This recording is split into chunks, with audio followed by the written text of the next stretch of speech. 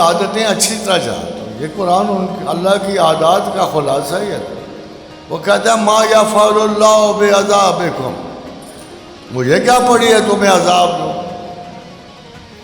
آپ یاد کرو اس آیت کو، انداز دیکھو. یہ انداز اس وقت ہوتا ہے جب آپ بار بار اللہ سے کہہ رہے اللہ اپنے تکلیف بھی دے، اپنا اپنے. وہ کہتا ہے یار پاگل ہو تم، ما یفعل اللہ بعذابکم، میں کسی کو تکلیف نہیں دیتا، میں نہیں دیتا اگر تم ان شکرتم و آمنتم، اگر تم میری یاد والے ہو، اگر تم میری یاد والے ہو. شکر ہمیشہ یاد خدا کے معنوں میں آیا ہے.